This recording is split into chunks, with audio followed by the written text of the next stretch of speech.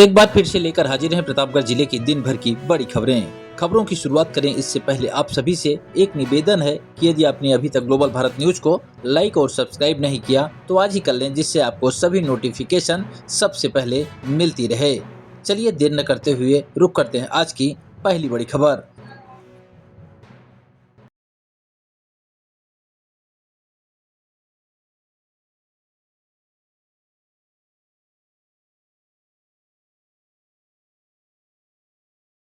शुरुआत कुंडा इलाके खबर से करते हैं, जहां अयोध्या राम मंदिर चंदा चोरी के मामले में अविनाश शुक्ला के पैतृक गांव नहीं पहुंची पुलिस। अयोध्या के कई ठिकानों से छापेमारी कर 20,39,000 रुपए, ब्रेजा कार और 375 ग्राम चांदी किया है जब्त। बता दें कि महेशगंज इलाके के बाबूपुर नरियावा गांव के रहने वाले अविनाश शुक्ला का नाम चढ़ावा चोरी में आने के बाद उनकी रिमांड लेकर पुलिस प्रतापगढ़ पहुंचने वाली थी, लेकिन देर शाम तक वह नहीं पहुंची। बताया जा रहा है कि उनके पास से अब तक की सबसे बड़ी नकदी बरामद की गई है, जिसमें 20,39,000 रुपए नगद, 1121 अमेरिकी डॉलर, करीब 11 ग्राम सोना और 375 ग्राम चांदी के जेवर बरामद किए। इसके बाद पुलिस ने रिमांड लिया तो एक ब्रेजा कार भी अयोध्या से बरामद किया गया। पुलिस को उम्मीद है कि अविनाश शुक्ला से पूछताछ के दौरान आम सुराग मिले हैं। पुलिस ने अयोध्या में कौशल्यापुरी मोहल्ले में स्थित योग केंद्र पर भी रामराज्य कोष नाम का एक दान पत्र बरामद किया, जिस पर पेटीएम का QR कोड लगा हुआ था। सूत्रों की माने तो रिमांड लेने के बाद अविनाश शुक्ला को लेकर अयोध्या में कई ठिकानों पर दबिश दी और उसे अहम सुराग भी मिले हैं। इसी दौरान पुलिस ने एक ब्रेजा कार बरामद किया, जो कि उनके भाई के नाम पर रजिस्टर्ड है।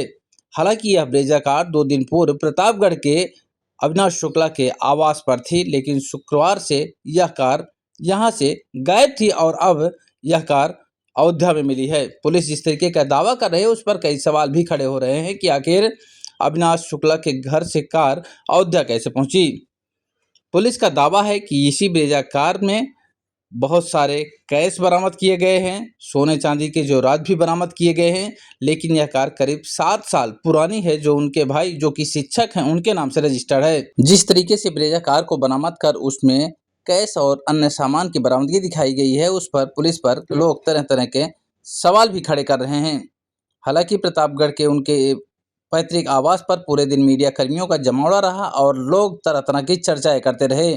उम्मीद था कि अविनाश शुक्ला को लेकर अयोध्या पुलिस प्रतापगढ़ उनके पैतृक आवास आएगी, जिसे लेकर यहां पर चर्चाओं का बाजार गर्म रहा। वहीं देर रात करीब 9:37 पर अविनाश शुक्ला को जेल में दाखिल कर दिया गया।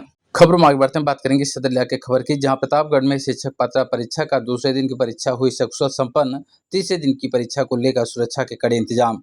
दरअसल प्रतापगढ़ में शिक्षक पात्रता परीक्षा के दूसरे दिन शुक्रवार को जिले के 18 केंद्रों पर कड़ी सुरक्षा व्यवस्था के बीच परीक्षा संपन्न हुई।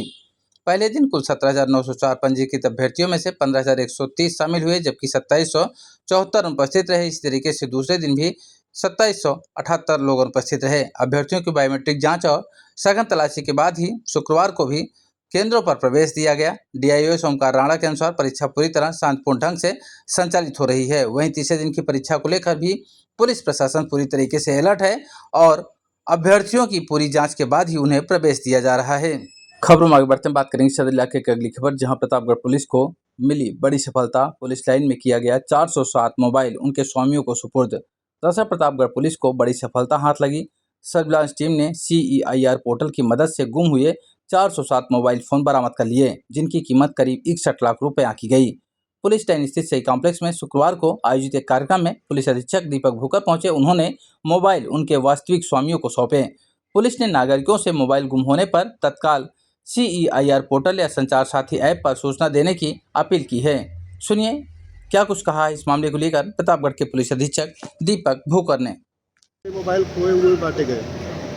जो जनपद प्रतापगढ़ की सर्विलांस टीम है उसके द्वारा 403 जो मोबाइल्स हैं जिनके जो ओरिजिनल ओनर्स थे आज उनको दिए गए हैं। ये वो मोबाइल हैं जो उनसे कहीं पे गुम हो गए थे, जिनकी रिपोर्ट उन्होंने CEIR पोर्टल पे या लोकल थाने पे या सर्विलांस सेल को जो रिपोर्ट उन्होंने प्रेषित की थी, उसी के आधार पे ये सारे फ़ोन ट्रेस किए गए हैं। और लगभग इन मोबाइल्स की जो कीमत है वो 70 लाख के आसपास कीमत है।